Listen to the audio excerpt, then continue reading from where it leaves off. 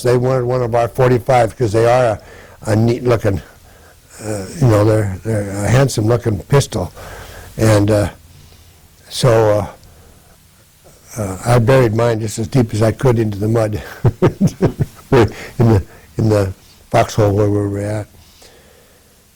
But at that point, then they moved us on into a field house where they were going to interrogate us, but they started shelling it so bad that we figured we better get out of there. And so the German guards took us out. And then we started moving towards the rear. And it was about 8 miles. So we got into the town of Breda. And I have been back to that town of Breda. And they have a military academy there. And I walked, you got to get a souvenir for everybody wherever you travel. And I met this little old lady, and she says, well, how do you like our town? And I says, well, I like it very much. It was a little bit different than what it was before. Oh, you've been here before? And I says, yeah. Well, you should go over to the military academy then. And I got over there, and there was 3 guys coming off duty. It was about 4, 5 o'clock in the evening. And their wives were waiting for us in their car. And so I walked over and introduced myself and told them that I'd been captured, and about 12 kilometers from here, which is about 8 miles. And so he says, well, your memory's still pretty good. And so they thanked me. They said, well, walk out in there. So I walked out onto the bridge that crossed the moat. Almost everything in Europe, if there's any big castle or building that's got a moat, especially if they're very old buildings. And the wife took a picture of me and standing there at the corner of that. And the wife said that my whole demeanor had changed. So I suppose I was slipping back into that period of time. And, when I walked out there, just 2 days after being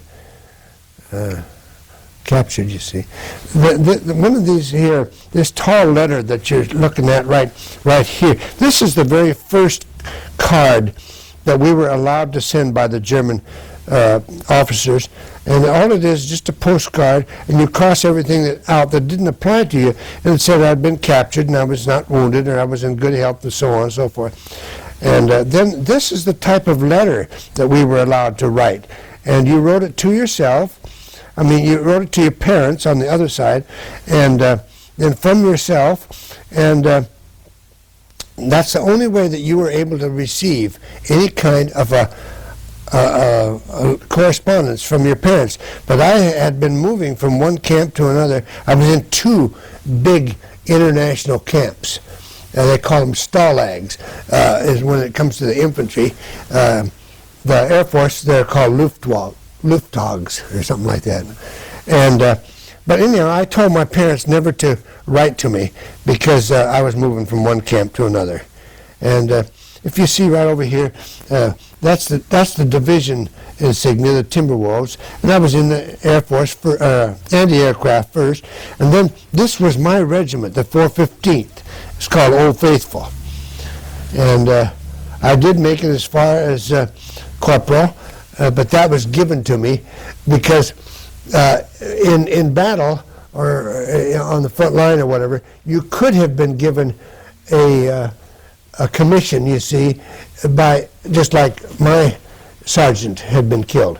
And so anybody who had not received a commission, what they call a battlefield commission, was given 1 rank advance. And the 2 bars, those are each 6 months for overseas. And so you count the time that I did guard duty and on the Red Ball Highway, and then the prisoner while I was over there for just a little over a year. See. Now, when they captured you, was it at all like it is were the German guards unkind or rough on you? Or? No, they're very firm, and of course, when you got 2 or 3 standing with a rifle and a bayonet right down on top of you, and all these tanks in a semicircle, you had to use a little bit of judgment. Not that we were ready to give up, but I think your judgment said, well, gee whiz, if you got 10 guys on top of one, why keep on kicking? Yeah. Okay, you know. but they, as no. them being firm, they weren't really unkind. No, cruel no. or anything. And I found that throughout, I have a couple of little stories, or one little story I can tell you about, if you want to consider it unkind. But the Geneva Council, or whatever it's called, in world wars, it's out of Switzerland, made numerous stops through the camps occasionally just to see if they were kept clean, what kind of food we were getting. And towards the last, we started to get Red Cross parcels, which is that box, sort of about the same size as that box behind you there, that I have a collection of junk I'd like to show you. And then once in a while, and you got to realize this too, that at that period in time, the war was going kind of bad for the Germans, and I think, personally, I think the Germans themselves were starving to death. And I say starving to death, but I mean, you know, their very supply of food was getting worse and worse. And so if we came up short, and many times we did. For example, just one, I may be jumping from one thing to another, guys, so forgive me on that. But one time we were sent over to get our soup, what they call our soup. At lunchtime we had 7-gallon buckets, and it took 2 guys to carry them because we were pretty emaciated and had lost a lot of weight and not as strong as you used to be, you know. And so we got it back, and here on the top of our soup was, it had been made out of dehydrated greens, dried out, you know, like you'd make a good stew out of frozen or dried vegetables. And floating on the top was full of maggots that had gotten into the dried food. And so our medic that had also been captured saw that, and he says, "You guys do not have to eat that."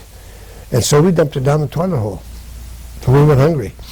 But one other thing that was kind of on the humorous side, and you said earlier about how did they